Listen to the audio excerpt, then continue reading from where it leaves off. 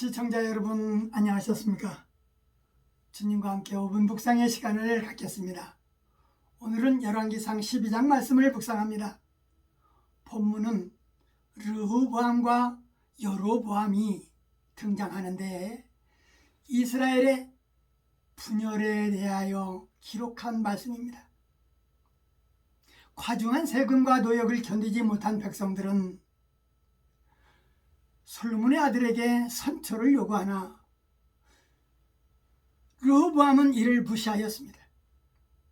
이에 여로보암을 필두로 한 이스라엘 12지파가 반란을 일으켜서 왕국을 분열시키고 맙니다.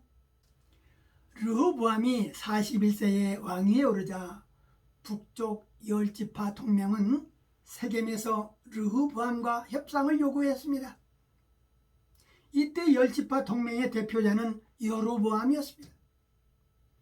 협상 내용은 과중한 세금과 모욕을 감소시켜달라는 것이었습니다.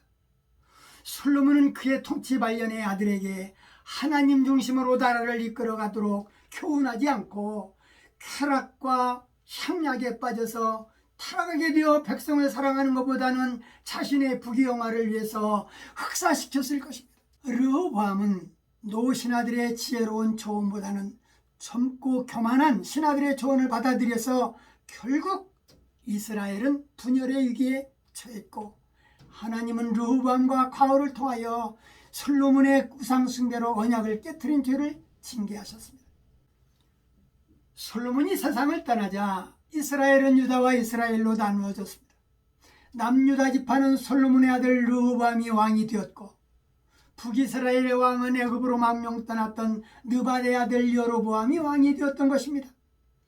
나라가 갈라진 배경은 솔로몬의 아들 르호보암 왕이 되었을 때 백성들이 찾아가서 왕의 부친이 우리에게 배운 몽예를 무겁게 했으니 앞으로는 좀 가볍게 해줄 것을 부탁했지만 르호보암 왕은 대답하기를 내 부친은 채찍으로 징치하였으나 나는 천갈로 너희를 징치할 것이라고 하자 백성들은 다윗이여 이제 너는 내 집이나 돌보라 하고 각기 장막으로 돌아갔습니다.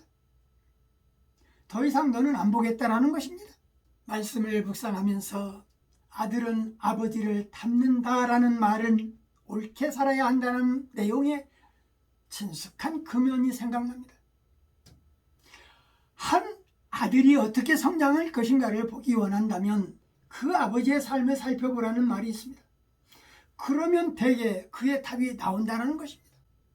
이와 유사하게 만약 어떤 소녀가 20세에 어떻게 되어 있을 것인가를 보고 싶다면 그의 어머니를 보라는 것입니다.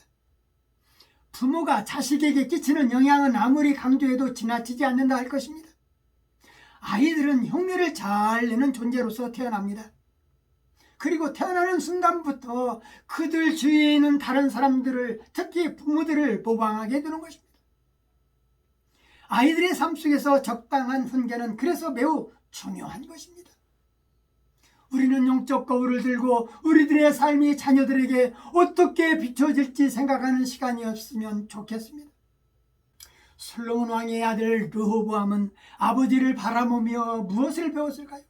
이방 여인들과 쾌락에 빠져서 백성들의 고통과는 상관없는 자로 이 모습을 바라보면서 자란 르호보암은 이스라엘 백성들이 오랜 세월 과중한 무역과 세금에 시달려온 사실을 하소연해도 아버지보다 10배나 더 세금을 징수하겠다라는 어리석은 정책 때문에 결국 정면으로 반기를 들고 자신들의 왕을 새로 세워 왕국이 그렇게 분열되었던 것입니다.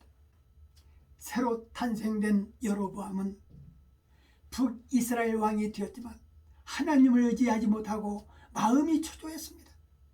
백성이 예루살렘에 올라가서 전에 제사를 드리면 마음이 유다에게 쏠릴까 우려한 나머지 두 금송아지를 만들고 백성들이 예루살렘에 올라갈 것이 없다 하면서 그 금송아지 하나를 애굽 땅에서 너희들이 인도하신 신이라고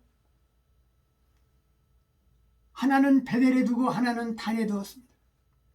두려움 때문에 하나님과의 약속을 파기한 것입니다.